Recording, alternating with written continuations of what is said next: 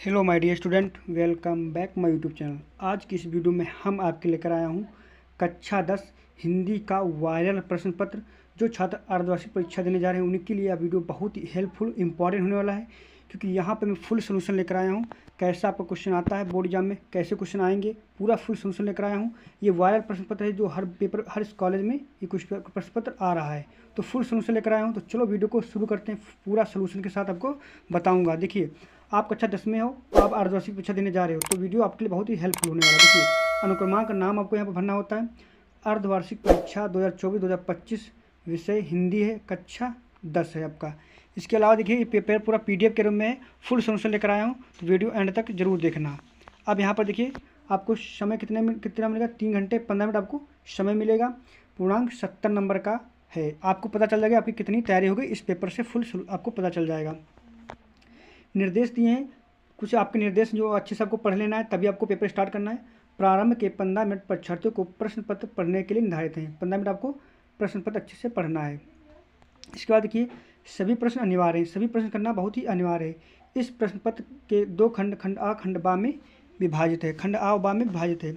खंड आ में 1 अंक के 20 बहुविकल्पीय प्रश्न होंगे, जिनको ओमार शीट पर आपको उत्तर इसका देना है। पूरा वायरल है, फुल सोल्यूशन लेकर आया हूँ। देखिए, और बी आपका वर्णात्मक प्रश्न है, ये आपको अच्छे से पढ़ लेना, तब पेपर स्टार्ट करना। मैं फुल सोल्यूशन लेकर आया हूँ, तो लाइक और चैनल को सब्सक्राइब जरूर कर लेना, ये चैनल पहली बार है। अब देखिए, पहला हमारा विकल्पी क्या आ रहा है, कह रहा है कि चंद्रगुप्त रचना की विधा है। चंद्रगुप्त रचना की विधा क्या है? निबंध, उपन्यास, नाटक, कविता। तो इसका राइट आंसर क्या हो जाएगा? चंद्रगुप्त रचना की विधा है, मतलब किसकी विधा है? तो इसका राइट आंसर क्या हो जाएगा? नाटक विधा। ऑप्शन नंबर सी वाला राइट हो जाएगा। प्रश्न संख्या दूसरे को बढ़ता हूँ। दीप जले शंख बजे लेखक हैं कन्हैयालाल मिश्र प्रभाकर, शांति प्रिय द्विवेदी, राम वृक्ष बेनीपुरी, देवेंद्र सत्यार्थी। तो इसका राइट आंसर क्या हो जाएगा? इसका right answer option number A वाला हो जाएगा, कन्हैयालाल मिश्र प्रभाकर। प्रश्न संख्या आपका तीसरा की ओर बढ़ता हूँ। आगे यदि आपकी अच्छी तैयारी होगी तो आपको पता चल जाएगा आपका 70 मार्क्स में कितनी आपकी तैयारी हो चुकी है इस पेपर से।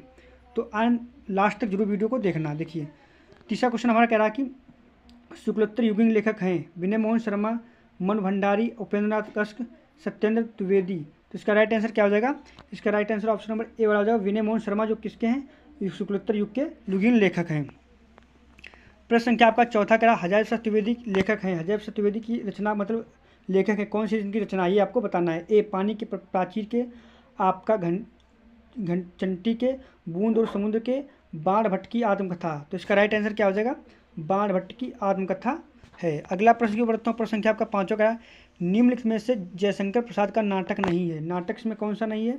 अजातशत्रु, स्कंदगुप्त, ध्रुव स्वामिनी, अंधेरी नगरी। तो इसका राइट आंसर क्या हो जाएगा? जयशंकर प्रसाद का नाटक नहीं। इसमें नाटक आपका कौन सा नहीं है? तो अंधेरी नगरी, ये आपका जयशंकर प्रसाद का नाटक नहीं है। अगला प्रश्न, प्रश्न संख्या का छठा का, रीतबद्ध काव्य के कवि हैं बिहारी लाल, बोधा, भिखारीदास, घनानंद। तो कौन है रीतबद्ध काव्य के कवि? ये आपको अच्छे से तैयार कर लेना, वही मोस्ट इंपॉर्टेंट क्वेश्चन है। भिखारी दास। कौन है? भिखारी दास। अगला प्रश्न संख्या आपका सातवां करा है, पद्माभरण के रचयिता हैं। पद्माभरण के रचयिता कौन? इसमें आपको ये बताना है। सेनापति, केशव, पद्माकर, भूषण। देखो, पद्माभरण के रचयिता कौन है? पद्माकर ही होंगे। कौन होंगे? पद्माभरण के रचयिता पद्माकर ही हैं।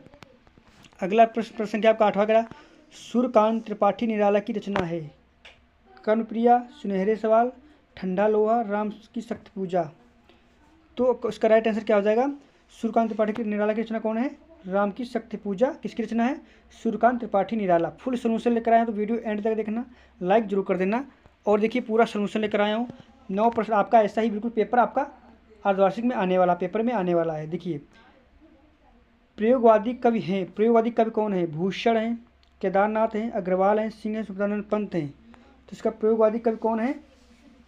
प्रयोगवादी आपके कौन है? सुमित्रानंद पंत कौन है? प्रयोगवादी कवि हैं। अगला प्रश्न की बढ़ता हूँ। प्रश्न संख्या आपका 10वां, आंगन के पार दौर के रचयिता हैं। कौन है आंगन के पार रचयिता? कौन है आपको बताना कमेंट में। धर्म भारती, भवानी प्रसाद मिश्र, अगेय, गिरिजा कुमार माथुर। तो इसका राइट आंसर क्या हो जाएगा?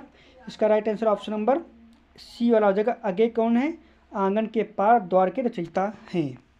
प्रश्न संख्या आपका 11 कह रहा, करुण रस का स्थायी भाव है। करुण रस का स्थायी भाव कौन है? क्रोध, शोक, हास्य, भय। तो यदि आपकी तैयारी अच्छी होगी तो आप आसानी से बता ले जाओगे। तो इसका राइट आंसर बी वाला हो जाएगा, शोक। करुण रस में शोक ही आता है। अगला प्रश्न संख्या आपका 12 कह रहा है चढ़ कमल बंदो हरिराही में प्रयुक्त अलंकार है। उपमा अलंकार, रूपक अलंकार, तुल्यप्रेक्षण अलंकार, यमक अलंकार। तो इसका राइट आंसर क्या होगा? चढ़ कमल बंदो हरिराही में प्रयुक्त अलंकार कौन है? उपमा अलंकार। ऑप्शन नंबर ए वाला राइट हो जाएगा, क्योंकि देखो चढ़ की तुलना कमल से की जा रही है।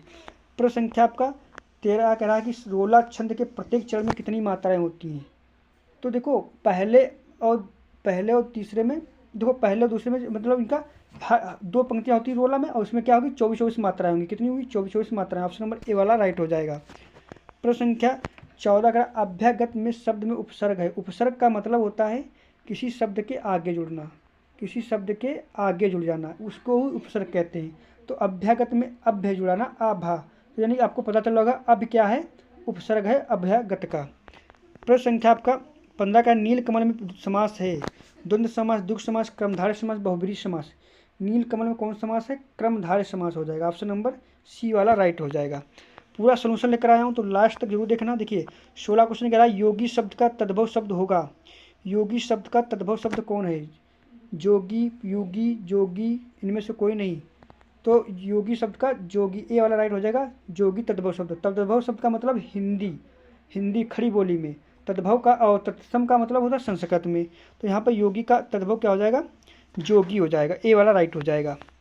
अगला प्रश्न का 17 करा है युष्मद् शब्द की सप्तमी विभक्ति एवं वचन है। देखो ये आपका वचन और विभक्त आपको अभी से अच्छे से रटना शुरू कर दो, क्योंकि बोर्ड एग्जाम में एक आपका विकल्प ही आता ही है। तो यहाँ भी आया तो बोर्ड एग्जाम में भी आएगा, तो इसलिए आपको क्या करना, अभी से इनको विभक्त और वचन को तैयार कर लो। इसका राइट आंसर क्या हो जाएगा? इसका राइट आंसर तो ही हो जाएगा। ऑप्शन नंबर सी वाला इसका राइट हो जाएगा। प्रश्न संख्या 18 का रचना के आधार पर वाक्य के कितने भेद होते हैं? 8, 3, 4, इनमें से कोई नहीं। रचना के आधार पर वाक्य कितने भेद होते हैं? आपके कितने होते हैं? 3 होते हैं। ऑप्शन नंबर बी वाला इसका राइट हो जाएगा। 3 होंगे। कितने होंगे? 3 हो जाएंगे। अगला प्रश्न की ओर बढ़ता हूँ। प्रश्न संख्या अगला कह रहा हमारा, अगला प्रश्न आपका क्या कह रहा? भाववाच्य में प्रधानता होती है कर्ता की, कर्म की, क्रिया की, इनमें से कोई नहीं। तो भाववाच्य में किसकी प्रधानता होती है? क्रिया की। किसकी होती है? भाववाच्य में किसकी प्रधानता होती है? क्रिया की। ऑप्शन नंबर सी वाला राइट हो जाएगा। अगला प्रश्न संख्या आपका 20वां विकल्पी का अंतिम प्रश्न आपका क्या कह रहा है? इसके बाद आपको वर्णात्मक प्रश्न सॉल्व कराऊंगा। अविकारी शब्द है। अविकारी शब्द वो होते हैं जिनको हम लिंग, आधार और जाति पर हम व्यक्त नहीं कर सकते हैं। तो यथासंभव को आप व्यक्त नहीं कर पाओगे। गाय को भी लिंग और जाति पर आपको, तुमको भी, आपका मतलब हम लोगों को भी जात और लिंग के आधार पर व्यक्त किया जा सकता है। इंद्र को भी व्यक्त किया जा सकता है, लेकिन यथासंभव को नहीं व्यक्त किया जा सकता। इसलिए राइट आंसर सी वाला हो जाएगा। अब आपका वर्णात्मक प्रश्न है, देख लीजिए कैसा पेपर आपका आएगा। अर्धवार्षिक का सारे क्वेश्चन बहुत ही मोस्ट इंपॉर्टेंट हैं। देखिए वर्णात्मक प्रश्न है। 21वां क्वेश्चन कह रहा है कि निम्नलिखित में से किसी एक गद्यांश पर आधारित सभी प्रश्नों के उत्तर दीजिए। आपको गद्यांश पर प्रश्नों के उत्तर देना 6 नंबर का, 2-2 नंबर का। इसको अच्छे से आपको पढ़ना है। इसके बाद आपको नीचे जो प्रश्न दिए उनको आपका उत्तर देना है। देखिए आगे प्रश्न क्या दिए? 3 प्रश्न आपके दिए, इनको उनका उत्तर देना है। तो कुसंग का ज्वर सबसे भयानक होता है। तो देखो पहले ही चैप्टर से आपका ये आ गया, तो वेरी वेरी मोस्ट इंपॉर्टेंट है। इसको तैयार करके जाना। आपका अर्धवार्षिक पेपर है, सारे क्वेश्चन बहुत ही इंपॉर्टेंट है। तो अथवा में मौका है, ये ऊपर नहीं पता तो नीचे वाला कर सकते हो, तो लेकिन ऊपर वाला ही सरल है, तो आप ऊपर वाला ही करना, बहुत ही सरल है। देखिए ये भी आपका अतीत के गौरव का या अतीत के चलचित्र से नामक इस प्रकार से लिया गया। देख लीजिए मैं पूरा आपको पेपर दिखा रहा हूँ। देखिए 3-3 क्वेश्चन आपके आते हैं। 22 क्वेश्चन में क्या कहता है? निम्न में किसी एक गद्यांश पर पद्यांश पर आधारित सभी प्रश्नों के उत्तर दीजिए। यानी पद्यांश पर आपको प्रश्नों के उत्तर देना है। आपका ये भी 6 मार्क्स का होगा। इसमें भी 3 प्रश्न दिए हैं, तो देख लीजिए कहाँ से लिया। गौरज विराजे भार लहलाई बनमाल हम आगे गया पाछे ग्वाल, यानी कि आपका देखिए किस पार्ट से लिएगा आपको पता चल गया होगा, यानी कन्हैया नामक पार्ट से ही लिया गया है। तो ये आपको अच्छे से तैयार कर लेना है। इसके बाद देखिए ये खा का प्रश्न दिया। फल फूलता झल्ला शब्द नहीं। जो आपको इसमें सरल लगे वो आपको करना है, अथवा भी मौका आपको है इसमें, जो आपको सरल लगे वो आपको कर लेना है इसमें से। 23वां क्वेश्चन आपका देखा, मैं पूरा पेपर दिखा रहा हूँ। देखिए 5 मार्क्स का आपका रहेगा। वाराणसी नामक पार्ट से आपका है, ये वाराणसी से, अथवा भी मौका है। यदि ऊपर नहीं कर पाता तो नीचे वाला कर सकते हो, जो आपको सरल लगे वो आपको कर लेना है बोर्ड एग्जाम में। देखिए आपका जो पेपर अर्धवार्षिक होने वाले हैं। इसके बाद देखिए 24वां क्वेश्चन कह रहा है नीचे दिए गए संस्कृत श्लोक में किसी एक संदर्भ सहित हिंदी अनुवाद करना। आपको संस्कृत श्लोक भी आएगा, उसका हिंदी अनुवाद करना, 2 में से 1 करना है। 5 नंबर का ये भी है, तो ये बहुत इंपॉर्टेंट है। नीर क्षीर विवेक के हंसालय से तुम्हें ये आपका बहुत इंपॉर्टेंट है, तो इनको तैयार कर लेना। आपको मैं दिखा रहा हूँ। इसके बाद देखिए अपने पठित खंड काव्य के आधार पर निम्नलिखित किसी प्रश्नों का उत्तर दीजिए। 1 गुना 3 नंबर का आपका रहेगा। ठीक, तो आपको क्या करना है, सर्वप्रथम में आपको क्या याद कर लेना है, आपको कुछ नहीं, सीधे आपका जीवन परिचय उनका मतलब चित्रण याद कर लीजिए, आपका नंबर पक्का हो जाए। जिले के हिसाब से जो आपका डिसाइड हो उस हिसाब से आपको तैयार कर लेना है। इसमें दिखा देता हूँ सारे आपके आते हैं, ये वेरी इंपॉर्टेंट है। ये देखो इसमें क्या करना है, आपको जीवन परिचय आपको लिखना है, जीवन परिचय देते हुए उनकी प्रमुख रचना का उल्लेख करना है। देखिए वेरी मोस्ट इंपॉर्टेंट है, शुरू के आपको 3 याद कर लेना है, पेपर में आपका दो एक तो आ ही जाता है। देखो जयशंकर प्रसाद का आ गया, आचार्य से शुक्ल का भी आ गया, देखो शुरू के 2 ही लगातार आ गए। तो आपको क्या करना, अभी से तैयारी शुरू कर दो और अच्छे से इनको लिख लो और तैयार कर लो।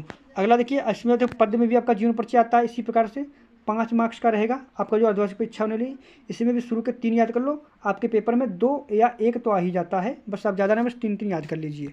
इसके बाद देखिए, खा में निम्न वाक्य में किसी एक कवि का जीवन परिचय देखते हुए उनकी प्रमुख रचना उल्लेख करना। इसमें देखो आपको उल्लेख करना, इसमें आपको है जो आपको तुलसीदास, मिश्र, सुंदरानंद पंत, अशोक वाजपेयी, तो आपको इसमें शुरू से 3 याद कर लेने हैं। अपनी पाठ्य पुस्तक में खंडस्थ कोई एक श्लोक लिखिए जो इस प्रश्न पत्र में ना आया, यानी कि आपको एक श्लोक लिखना है जो इस प्रश्न पत्र में आया ही ना हो। तो यानी कि आपको 3 याद कर लेना है, 1 तो आपका पेपर में आ ही जाता है, 2 आ ही जाते हैं, 3 याद कर लेना, 1 आपको लिख देना है बस, इसलिए आपको मैं बता रहा हूँ। देखिए 28 क्वेश्चन, अपने मोहल्ले की नलियों को समुचित सफाई के नगर निगम के स्वास्थ्य अधिकारी को पत्र आपको लिखना है। वेरी मोस्ट इंपॉर्टेंट है, ये बोर्ड में भी आता है और वार्षिक पेपर में भी देखो आ गया है।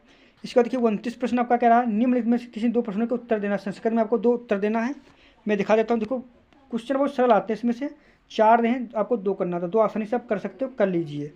इसके बाद देखिए अगला 30वां क्वेश्चन है, निम्नलिखित में से किसी एक पर निबंध आपको लिखना है, 7 मार्क्स का। कितना मार्क्स का? 7 मार्क्स का आपका है। तो ये सारे मोस्ट इंपॉर्टेंट है, आतंकवाद, कारण निवारण, देश प्रेम, विज्ञान वरदान, अवसाद, विद्यार्थी जीवन में खेल। तो ये वेरी मोस्ट इंपॉर्टेंट, इनको अभी से तैयारी शुरू कर दो।